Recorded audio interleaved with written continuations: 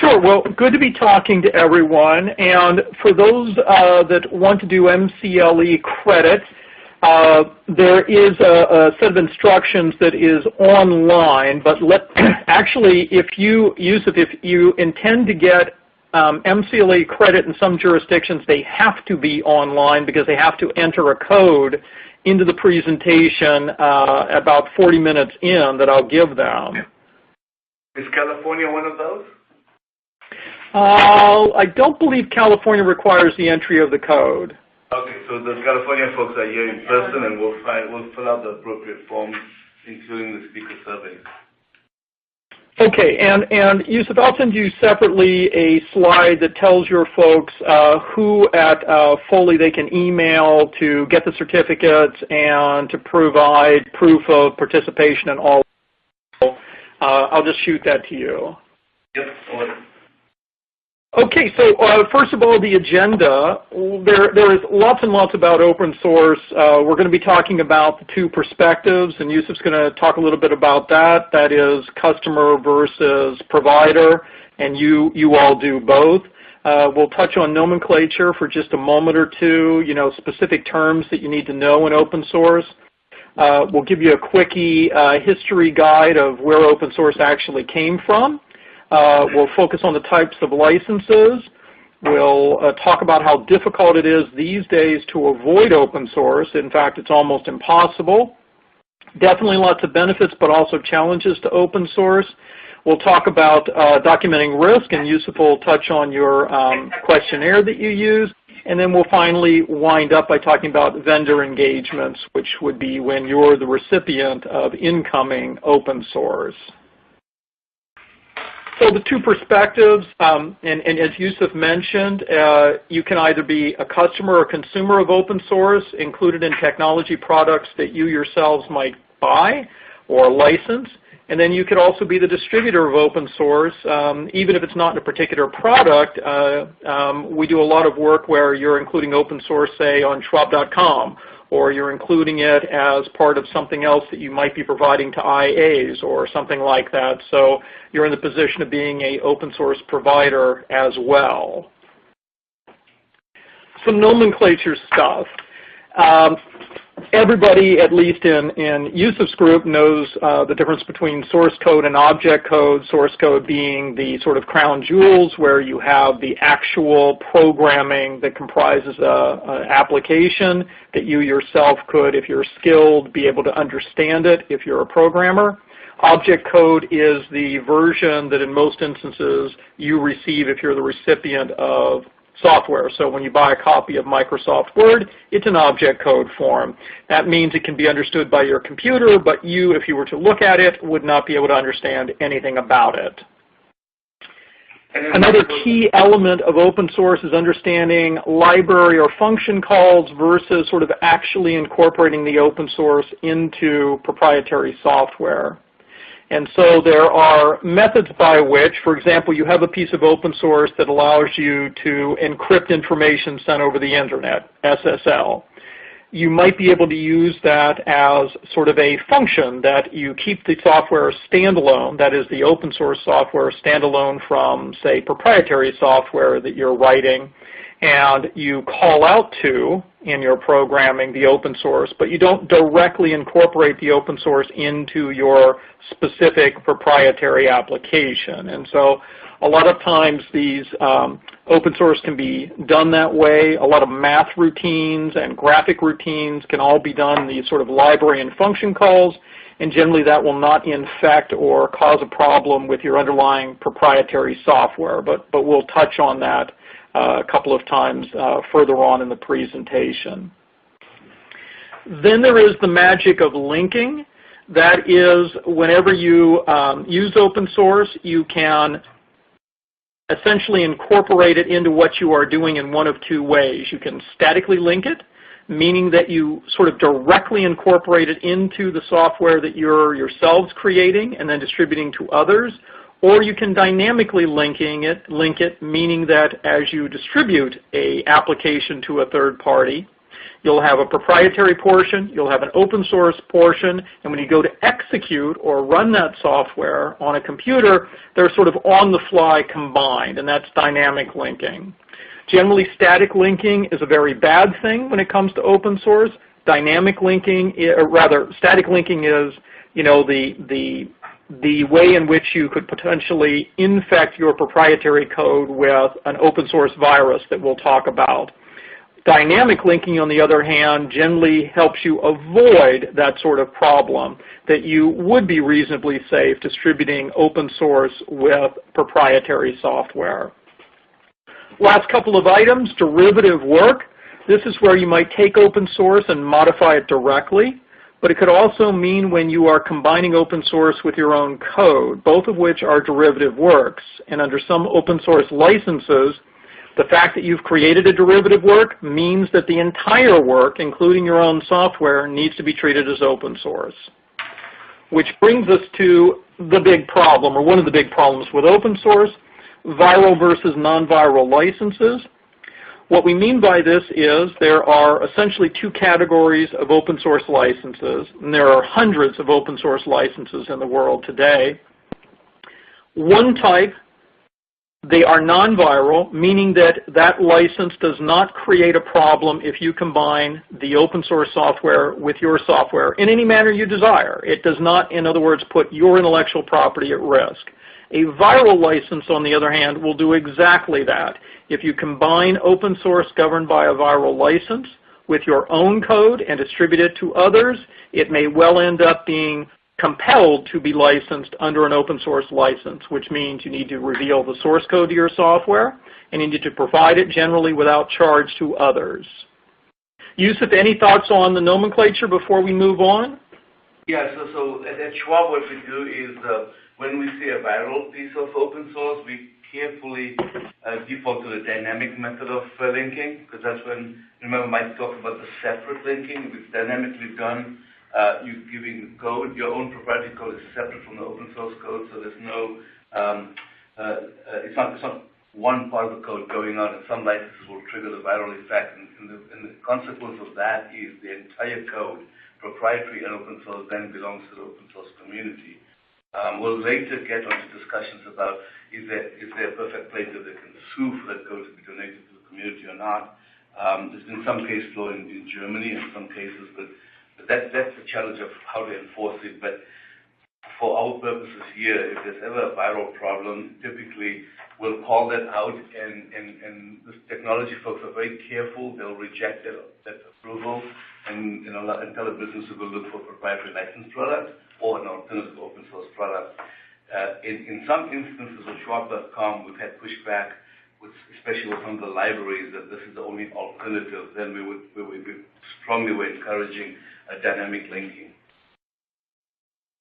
And we'll talk more about that in just a minute. And the points that Yusuf raised are very important, and you'll see those touched on throughout the presentation. So where did open source come from? If you get in the Internet Wayback Machine and go to 1983, Richard Stallman was working at a company that had a Xerox printer, and the printer kept jamming, and Mr. Stallman said, I can fix that. I'm a software engineer. I just need to go in and change a little code, and it'll fix the printer. He called up Xerox and said, hey, could I have the source code to your printer software? And of course, Xerox said, you got to be kidding me. We'd never disclose that. Stallman essentially quit his job and started the Free Software Foundation, which has the general public license as its sort of flagship license. And that's where open source really started in 1983 with a printer jam. And the whole idea behind open source is that we want to have source code available to all software. We want to make it available to everyone. We want to make it free.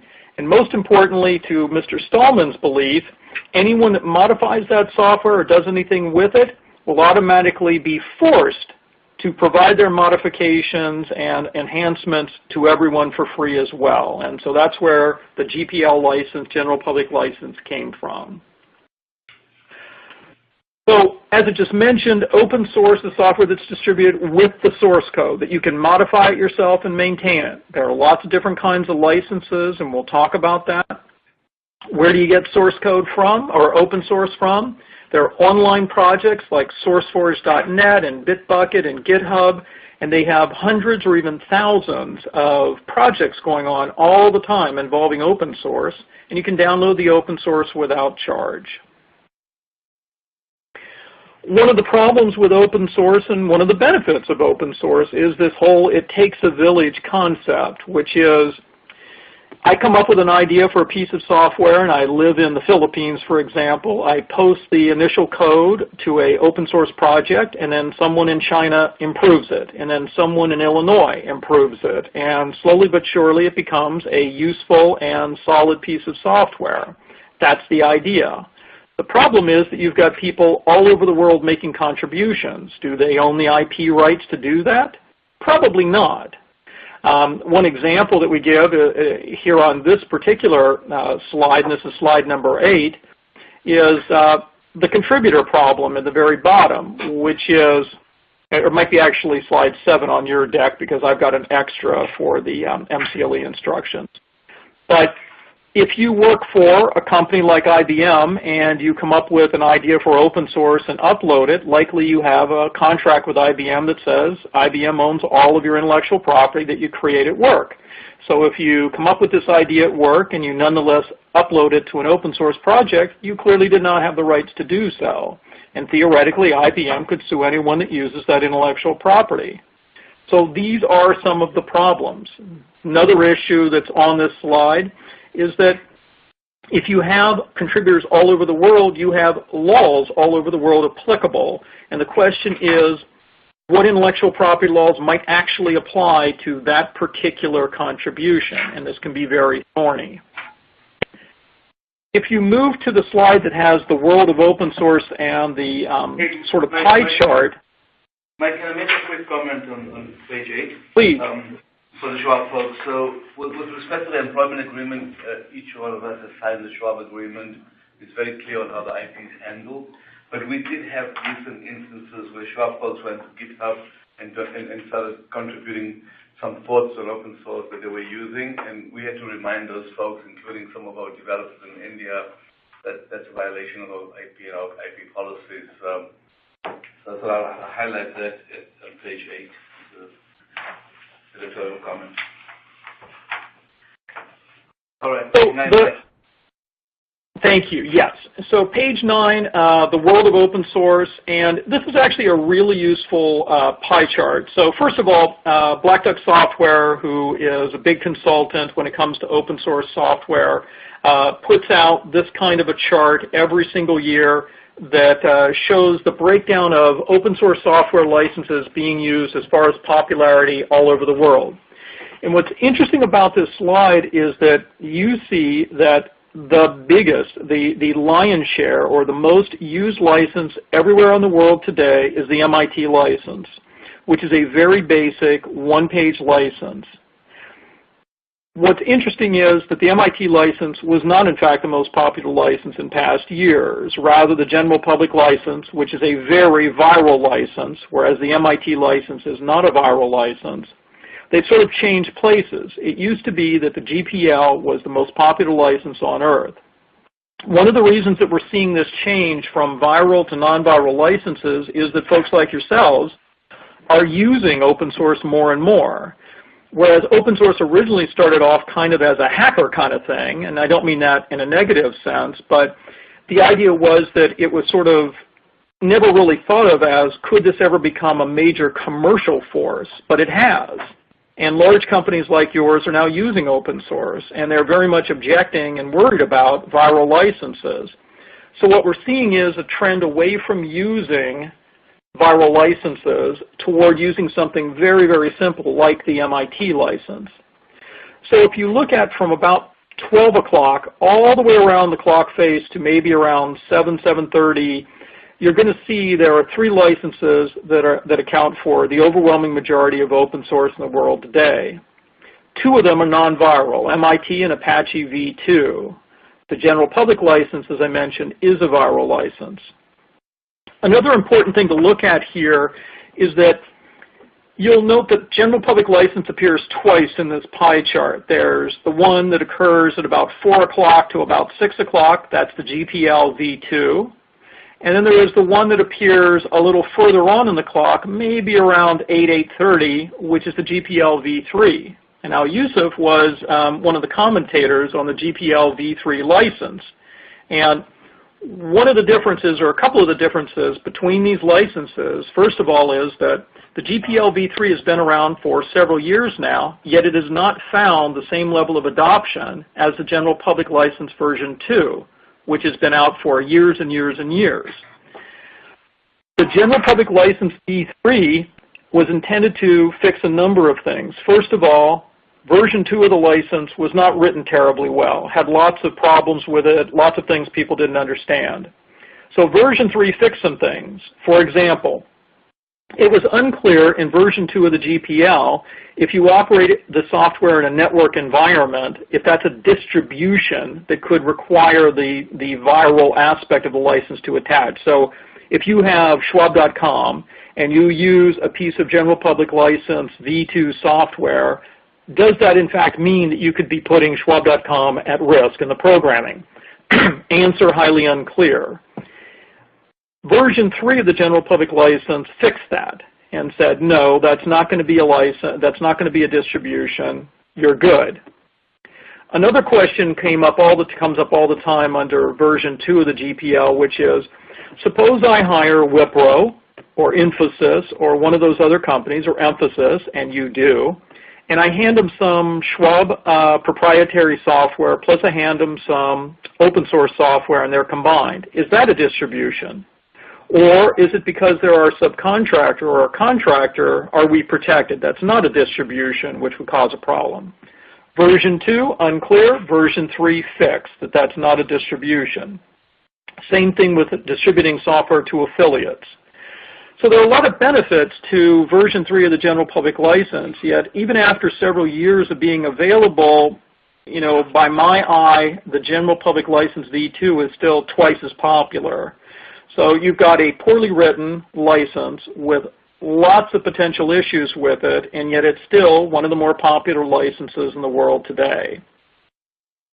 Yusuf, anything there? I know you guys try very hard to avoid any GPL code. You know, we could still, you know, we could get into more discussions about 2.0 versus 3.0 on the patent rights and those issues, but for this piece, it's not relevant. So just one other thing that I'll point out on this slide, and it's the very last bullet point, and this is the a few notes of interest slide, which should be about 10.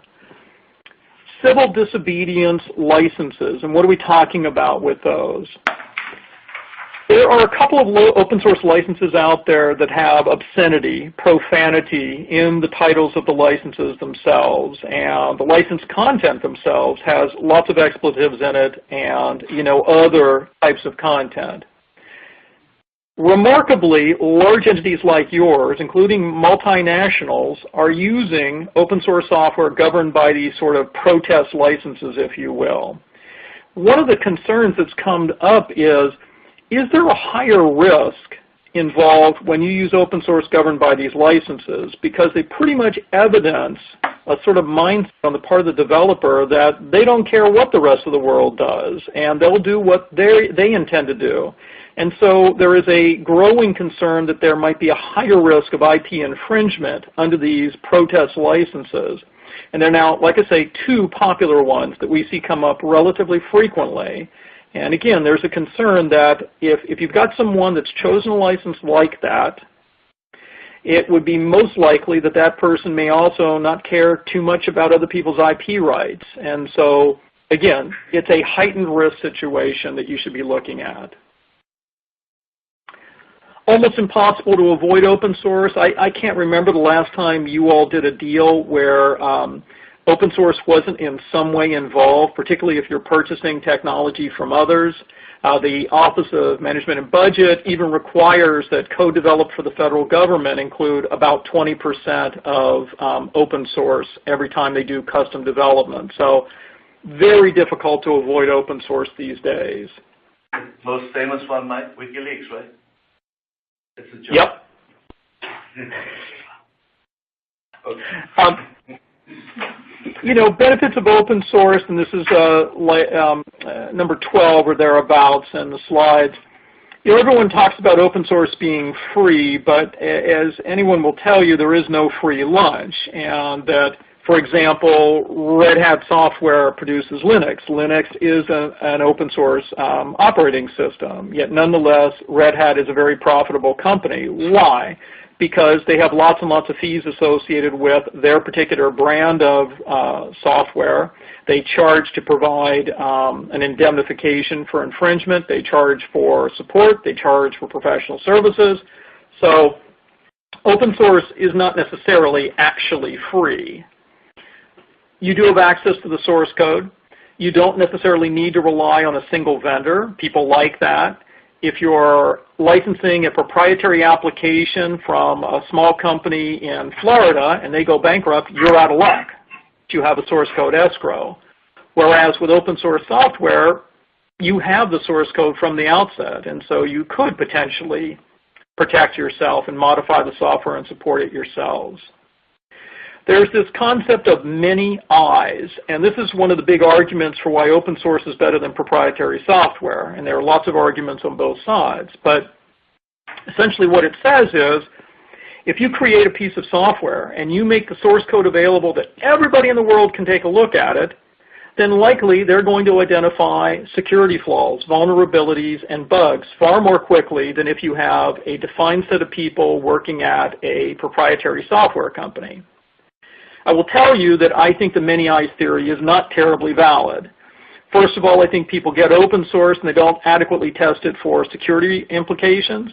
And second of all, a lot of open source projects only have 2 or 3 contributors, in which case you don't have many eyes looking at it. Last thing, as I mentioned, is the organic growth of open source, which is if it's popular, then people will contribute to the open source project, and it'll become even more popular and more functional and more stable. Whereas if you have an open source application which is not terribly useful, then you will often see that it sort of dies on the vine and people don't use it. That problem of die on the vine is something we're going to return to on another slide, because that leads to the problem of orphan open source software, and there have already been at least one major lawsuit involving orphaned open source code, so we'll talk about that. Overall challenges of open source software, 2 categories.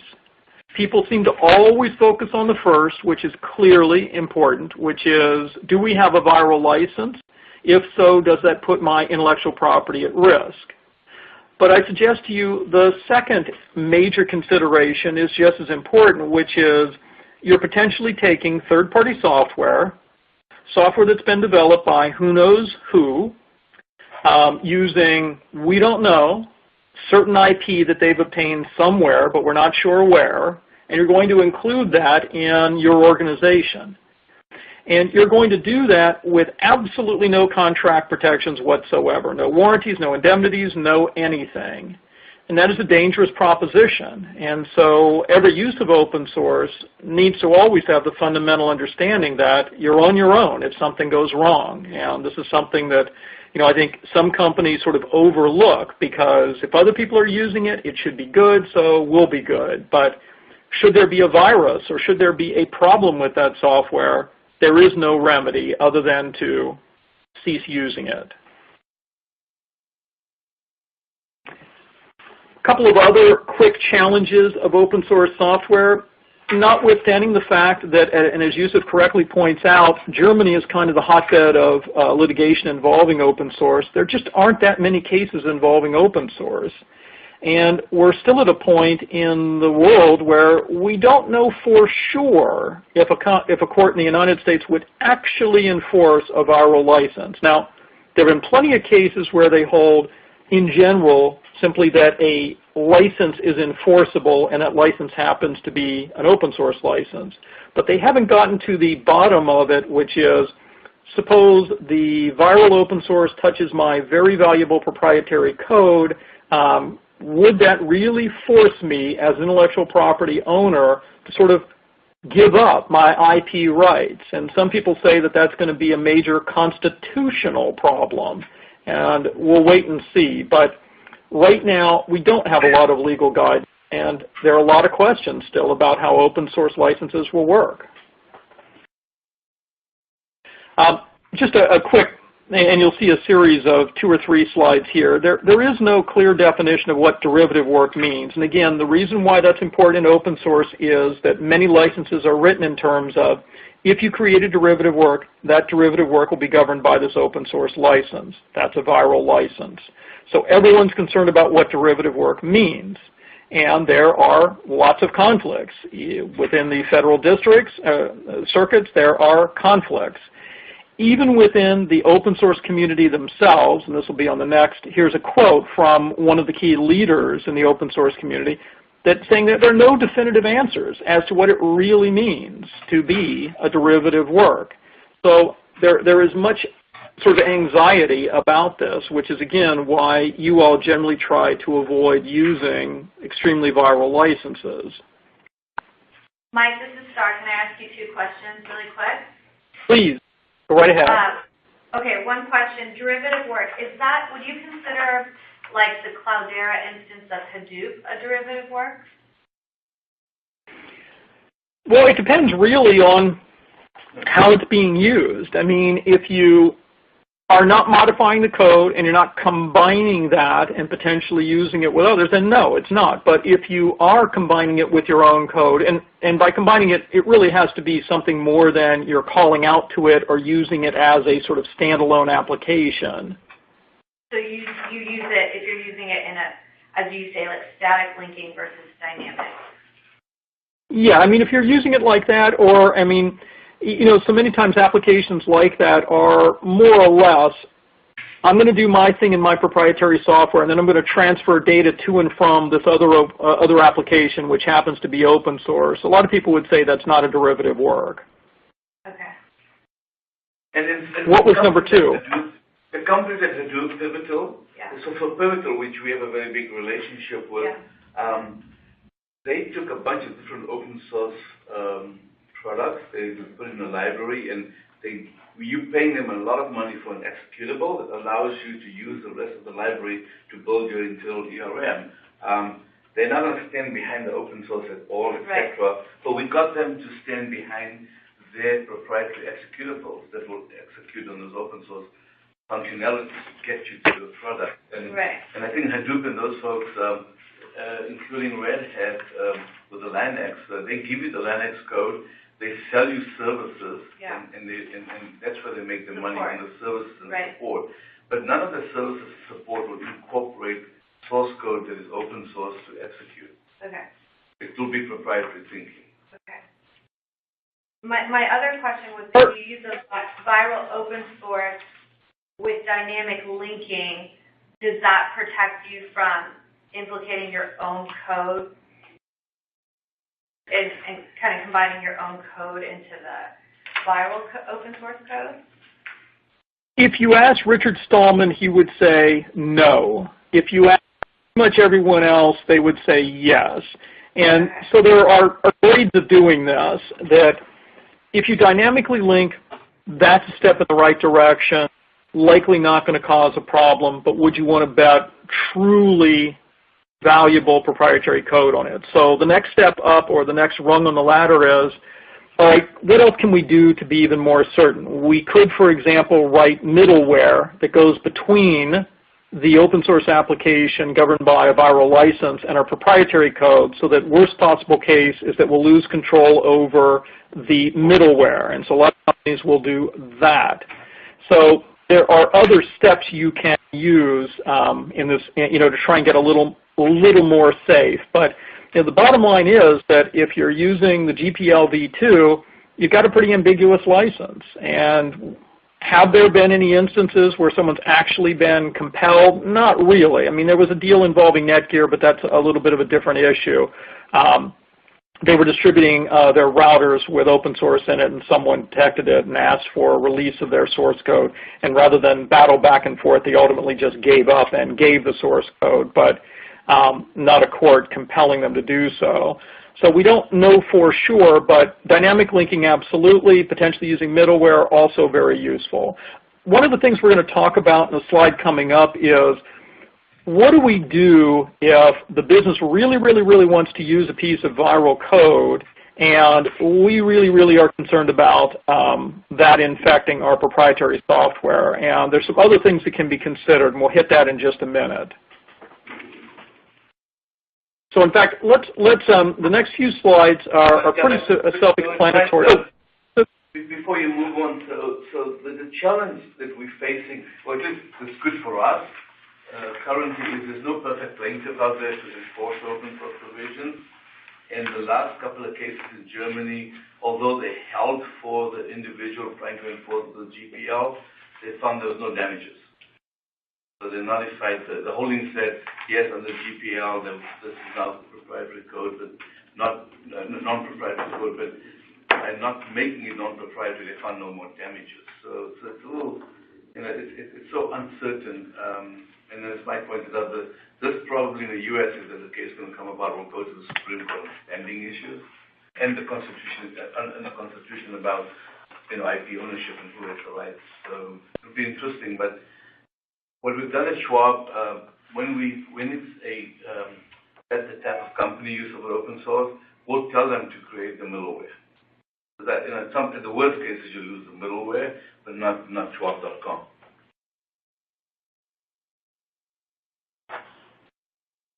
Okay, Yusuf? Yes. Okay, so the next few slides are more or less just sort of summarizing some of the topics that we discussed. The first being, we really don't know. If you've got a piece of open source that's even the slightest bit complex, meaning a couple of people contributed to it, there simply is no way to know if the IP contained in that open source is in fact IP that the contributors have the right to allow you to use or not. There's no way of telling. It can't be tracked. And so that is a real concern. Again, though, relatively limited litigation in this area.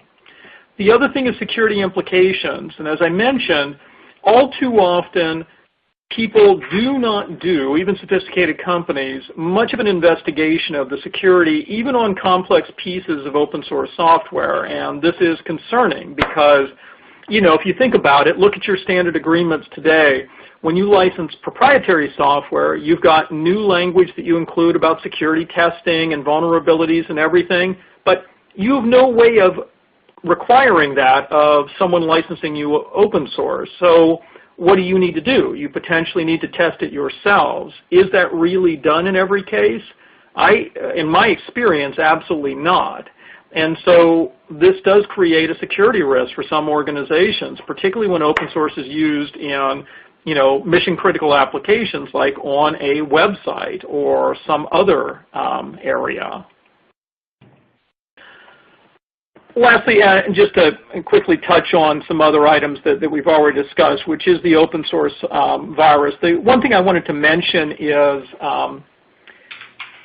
the last bullet point here, which is frequently overlooked. So we've already talked about, do you directly modify the open source? That's going to be a problem if it's under a viral license. Do you combine it in a way that using static linking? That's also going to be a problem. But the last area to consider is this making uncontrolled contributions. And I'm on slide number 22, entitled Intellectual Property Ownership. And what this is that you have a Schwab developer who, and we've had this happen, who says, gosh, I found a bug in the open source software and I want to fix that and I can easily do it. Is it okay if I upload the bug fix? And that sounds pretty enticing. Go right ahead. It'll make it good for everyone. And future updates to the software will have this fix in it, so we're all good.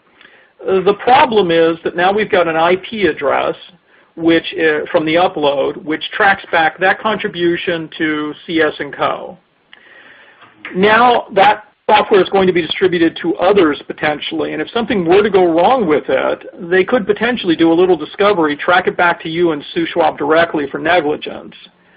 It's a possibility. Now you might say, well, but doesn't the open source license have great disclaimers of liability? Maybe, but licenses like the Mozilla license or the GPL v2 have flaws in their limitations of liability, such that there is the possibility for unlimited liability for these types of contributions. So one thing that businesses are now doing is putting some limits on these contributions and trying to make a little clear that if you are going to make a contribution, you likely want to do it from an anonymous IP address that can't be tracked back to the company. All right, considerations for you as the potential consumer and then user of open source software. And you know, this slide talks about doing periodic audits, trying to keep your development environment clean, certainly important. More importantly, people are starting to focus on holding development personnel accountable. We've got some background noise here. So there's the issue of, you know, if someone's going to bring open source into the company and they tell you and you rely on the fact that they say, we're not going to distribute this to others, and then they go ahead and do it, say incorporate it into schwab.com, then they should be responsible for that. We're seeing a trend by some companies that they're requiring their personnel to sign with a wet signature, their open source questionnaires and confirm that they understand they're assuming responsibility for the accuracy of that questionnaire. And if they're unclear about it, they need to go ask somebody before they put their name on it. So accountability has become a much bigger deal these days. Yusuf, here is the sort of summary of what's on your questionnaire, which is what's being licensed, how's it going to be used, what open source license will apply, will we change our use over time, will we distribute, will we modify, but those are kind of the things that you've got on your questionnaire now. Yeah, and anything there, Yusuf? Yeah, we don't ask for certification. We feel they should honestly just answer those questions as best as they can. And Mike, we've noticed even when they answer these questions, they'll give me a link to the open source technology itself. I'll go to the link, and that's not really the license they're looking at, and I have to go back and ask them exactly where they're getting the license from. With regard to this, for the business folks on the phone and for Ali Zubair and his team, this is important that it's important that these questions are completed thoroughly and accurately, and the citation to the open source license is given to us, and they should double check that it's a correct license, because otherwise we come back and we ask the questions, so it takes us a while to look for the right license. And if I find the right license, then I don't even know the questions are accurate to that license, because it means your answers to a different license. So we've made an effort to, and it's been good. I think the accuracy has improved. The process is working well. It's 12 years in place. But the questions that we ask are pretty much now become the standard questions folks are asking. Schwab was one of the first few companies to have a formal intake process, which then had presented at various open source conferences, and now it's become the norm. I would say there are probably three things that we see in your questionnaires. The first is the one Yusuf just pointed out, which is incorrect licenses. The second one that we see is that you'll see a request for, I'd like to use the following piece of open source, and then you open the questionnaire, and Yusuf and I have seen this just in the past week or so, and there'll be 4 additional open source applications referenced in there. And, so it makes they're doing one request, but there are 40 open source applications which may not be documented well in the request itself. And so that's a bit of an issue. And then the final thing we've seen is that, and Yusuf will remember these, is that we'll get a request and it'll say, yes, we want to use open source. It's in connection with the $1 million commercial license we're getting from X company. And so in your agreements for proprietary software, you make the vendor responsible. And so normally you wouldn't do an open source analysis because the vendor is fully responsible for that open source, indemnification, warranties, everything. And so sometimes there's some confusion that you'll get a vendor that calls you up and says, and by the way, we're going to give you these 3 open source applications. You got to use them with our software. And the answer is, well, that is part of your software. You need to be fully responsible. So checklists, really important. Potentially doing audits, absolutely important. These are all useful things. But let me stop on a couple of things like the bright line rules for risk assessment. And really these 5 are sort of... before you go to the bright Sure. line rule, so you represent a lot of companies that use open source like us. At Schwab, unfortunately, we don't have any of the software like Black Duck, Synopsys, and I always think it's too bad. Can you talk about other clients that absolutely rely and use the software? If you want to be in the open source space, my thinking is you need these products. It allows you to do diligence and ongoing audits. But it's not a cheap solution. But again, you're getting a lot of software that you ordinarily would have paid a lot of money for. So based on your experience with your bigger clients, do they all use one of these tools? Well, the answer is yes, and the good news is that Black Duck now has multiple competitors, and we just did a deal for a very large banking institution that does do development internally, and they licensed one of the alternate solutions, and I must admit it seemed far less expensive than Black Duck, and they just, as a matter of course, anytime they've got a piece of software that they're going to incorporate into their public-facing websites, or if they're going to take a piece of software and incorporate it into something that would be downloaded and used by one of their customers or advisors, etc., they just automatically run it through this system. And so the good news is there's competition now, which is driving down price, and so it's becoming more affordable. But as Yusuf points out, we are seeing a trend in the industry, particularly financial services, where people are using those systems regularly now. Yusuf, anything else? No, that's just for the business to go budget for one. So on this slide, and now I'm on slide 28, which is Brightline Rules for Risk Assessment, these are kind of the big ticket items that if you get a yes to one of these, you really need to make sure that there's been scrutiny of the potential use. You know, are you modifying the open source and distributing it? Are you statically linking it? You know, is the open source no longer actively supported, which is this orphan code problem? And let me just quickly dwell on that for a second. Orphan code, and you are now using a warranty for orphan code in some of your agreements, is you've got a piece of software which is no longer actively maintained. The developer doesn't respond to email, there hasn't been an update in over 12 months, etc. The community now believes, information security community now believes that using code in that condition is a material risk. In fact, of the 2 or 3 major security risks identified by Carnegie Mellon CERT Institute, this was one of the top things, orphan code. They say it's responsible for some of the big breaches, and they said you should be including protections in your agreements along these lines. But again, when you are doing that in the context of you purchasing technology, it's relatively easy. When you yourselves are the ones downloading open source, a lot of times there isn't an investigation as to whether or not it's actively maintained any longer. And so, again, there is this potential risk. And there was a lawsuit, I believe, by the Commonwealth of Massachusetts against a tech vendor for exactly this issue because it resulted in a substantial breach. Last couple of bullet points. Are we using some kind of unusual non-standard open source license? If so, we got to really look at it and make sure there isn't a problem. And then the last one is that bullet point that I mentioned a little while ago, which is separate and apart from modifying the open source, separate and apart from combining it with your own code and distributing it, is the final risk, which is you're simply modifying the open source and then uploading the bug fix or whatever that you did to the open source community. Are we doing that? That is company property. Is this employee authorized to give away company IP? That kind of thing. It should be investigated. A lot of times, companies are using approved license lists for open source.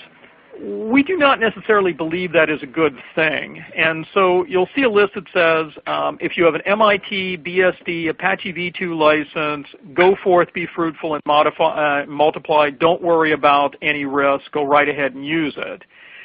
We don't think that that's a wise approach because it overlooks the problems that could be associated with using software which is not governed by any protective contract terms. It completely overlooks security risks associated with something like that. So we frequently will have requests by clients to say, well, can't we just have an approved license list and be done with it? And the answer is I think that that will overlook some of the key issues presented by open source. Another thing I wanted to quickly touch on, and let me just move up a few slides to get to it, is, did I miss it? Let's see if I can find it. Oh, here we go. This is slide 32, the possible to avoid viral license slide. And there are 4 steps here that, suppose you have a situation where you really want to use a piece of open source and there is a problem because it would have to be combined with some very, very proprietary programming of your own. What to do in that context? And yes, you can dynamically link, and yes, you can use middleware, but what else might we do? And the first thing is to explore, is this application under a dual license? And if you're not familiar, a lot of open source these days is now made available automatically that you can pick. Do you want to have the GPL govern, or do you want to have the MIT license govern? And you simply document your choice, and then that's the license that will apply. And so it gives folks like yourselves the ability to opt into a non-viral license. So the first question is, right off the bat, can we get a dual license scheme from the vendor that we could potentially get a non-viral license? Stop number 2, and we have a client that is 4 for 4 in doing this in the last 6 months, which is they've got an open source application which is governed by the GPL. They're worried about using it, and so they send an email to the developer and says basically, hey, we're interested in using your application. Would you mind making a version of it available for us on a one-time basis, say under the MIT non-viral license? And to make it worth your while, we'd love to send you, a little honorarium of $1,000. 4 out of 4 vendors or licensors that they contacted said, sounds great, send me the $1,000 and I'm sending you email confirmation that you can use it under the MIT license. It's a possibility to keep in your back pocket. Third stop is, and this is in your questionnaire that you currently use, might there be a commercial alternative? Yes, you might have to spend some money, but does that mean that you'll avoid the risks of the open source and do a balancing? And then finally, the last stop, if you just absolutely can't do anything, there is the mitigation steps we mentioned, which is isolate it, dynamically link it, that kind of thing. And there are some other things you can do if you're a hardware company, but middleware I would also throw in. But those are the things to consider in trying to potentially avoid a viral license when you absolutely have to have a particular application. Giving notice of the presence of open source can be a very thorny issue. In fact, so thorny that the Free Software Foundation has put out an entire guide on how to do that under the GPL. Most companies, though, focus on, I'm just simply going to have a URL, reference that we have open source present, list the licenses and the applications on the URL, along with a hyperlink to where we got them, and that should be good enough. And clearly, the overwhelming majority of your vendors do exactly that. Is that compliant with, say, the GPL or the LGPL license? Absolutely not. Has there ever been a claim that that has been inadequate? Not really. So complying can be very difficult, and the industry standard now is pretty much what I just described to you. And example disclaimers for your end user license agreements, you're already doing all of this. Just possibilities. And then we'll turn in the time that remains to you being a consumer of technology and having open source contained in your technology that you're licensing. There are lots and lots of ways this arises. It could be anything from a cloud agreement to a software license agreement to a professional service agreement, and someone gives you open source. There are the 2 categories of risk that is, and this is slide 37. There is the threat to your IP, potentially, and I underline the word potentially. And then there is simply who's responsible if something goes wrong with the software. And it's interesting. I mean, there is a whole range. Currently, the majority of your vendors will agree that if they embed open source in their product, they'll be fully responsible for it. But that number is slowly coming down. You have some vendors, and for example, McAfee's is a great example, where they will absolutely positively not assume responsibility. And we've seen them do agreements for millions of dollars in their applications and be very clear that if the open source they themselves choose causes their proprietary software to malfunction, the customer has no remedy. And if absolutely pressed, I mean to the point of walk away, they'll give a limited indemnification obligation. But that's an example of a vendor that, I've got to say, sadly has become a little bit of a trend. Then in between that and assuming full liability is someone like IBM, where IBM says, we're not going to strictly say that open source is the same thing and will be treated the same as our own code, but what we will say is that if the open source doesn't work and causes our proprietary product not to work, we'll be fully responsible. So lots of variations. Last thing I'll just mention is that sometimes people do get wound around the axle with regard to is open source present or not, because it is a risk to our IP. The fact of the matter is that very seldom are you taking a vendor product, combining it with yours, and redistributing it to others. I mean, that's a very narrow thing, and you only do that in very limited circumstances. But if you do, you need to definitely be worried about the licenses. If it is a record-keeping system for you where you're not going to distribute, then the composition of the open source, whether viral or not, you could care less. But again, some people really get focused on this in contract negotiations. Mike, on this point, when we get the open source from a third-party vendor and we categorize it as part of their IP, there's some confusion at times. They'll say, but is this subject to Schwab's open source policy? It's not, because this is coming from the vendor. The contract itself should have the warranty Mike talked about. It should also be very clear with the IBMs that whatever open source you incorporate as third party, that we define as third party software, and it will be deemed to be under the warranty, under the performance standards of your product, and you, IBM, etc., have done your homework on the security, the vulnerability viruses, as well as the viral effect of that software. We don't take that on, because if we do take that on, then we may be undermining the reps and warranties and the indemnity agreements. But there's a lot of times I'll get the question, yeah. Well, I didn't do this to 500. Should we go to the question? No. It's absolutely true. And what's interesting, and Yusuf can attest to this, is that when there's a strong enough, a strong enough no to a vendor on open source, meaning that no, we're not, meaning Schwab is not going to take on liability for your decisions on open source, and yes, we expect you to be fully responsible for open source, and they get that no from somebody senior, then yeah, they're going to agree to it in the overwhelming majority of instances. But sometimes it's a bit of a fight, but a lot of times they just need to hear a very strong and emphatic no, we're not going to do that.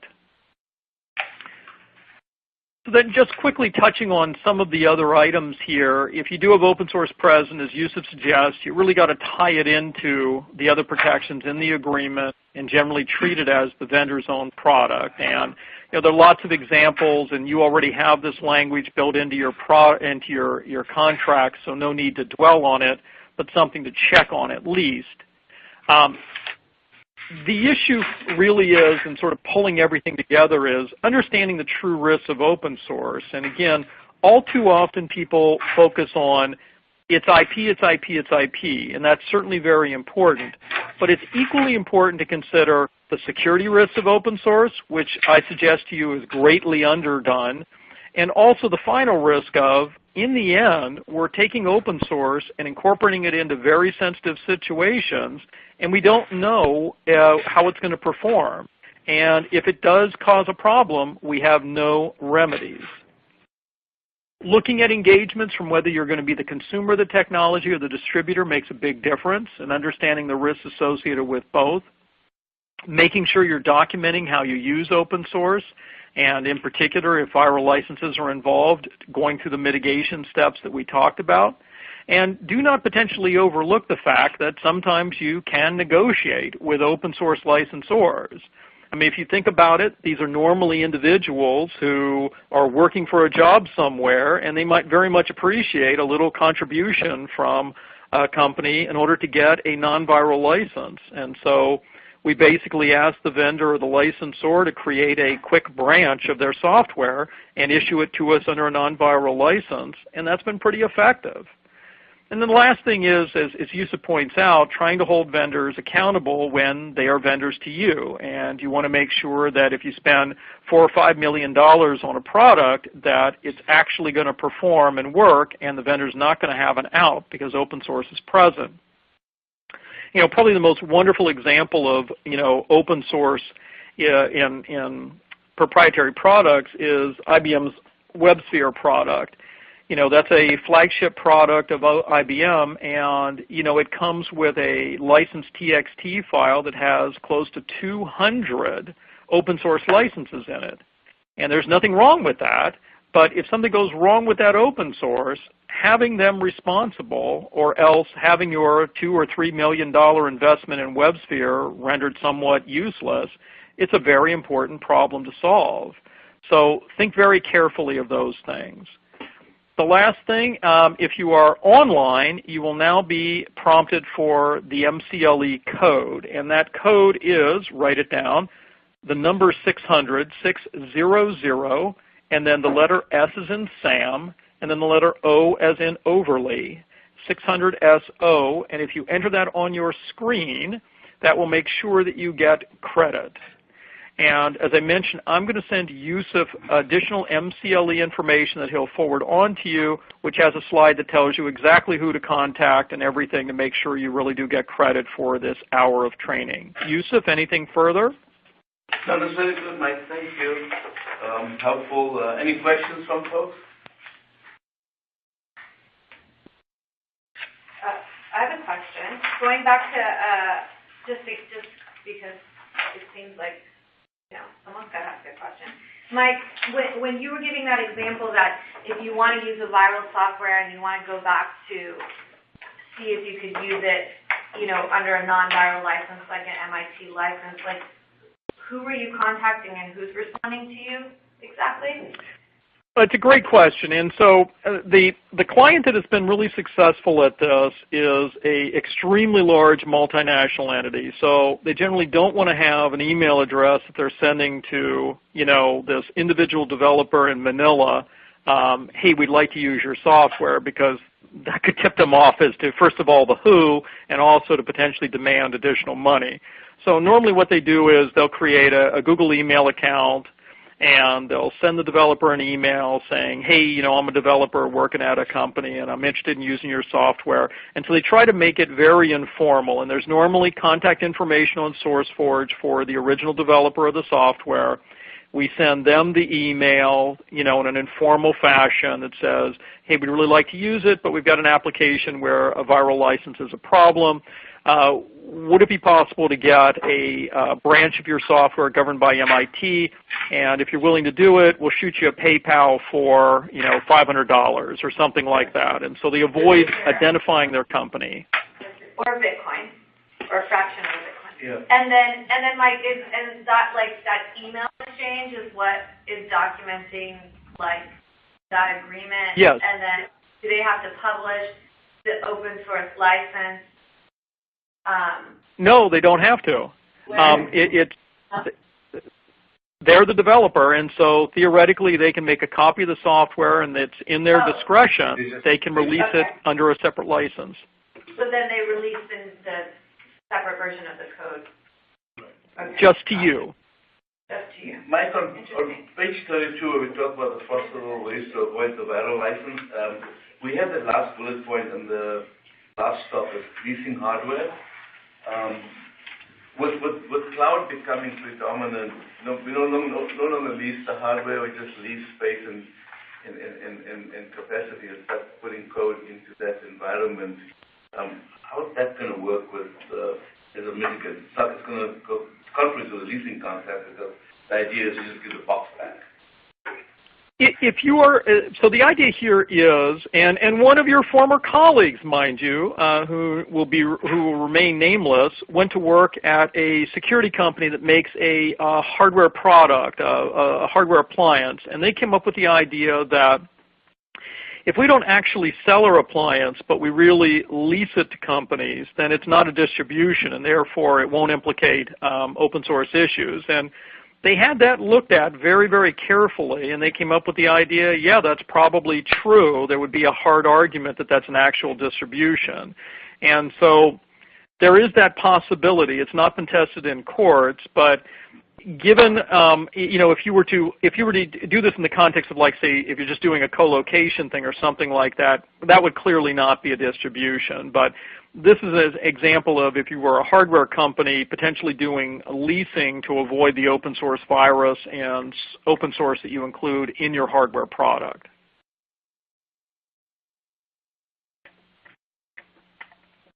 Any others? Is that the riverbed person?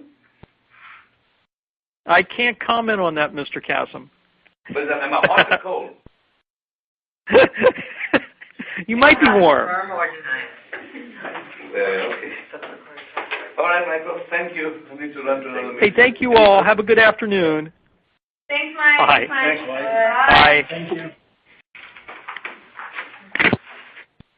That was really good. It's really good.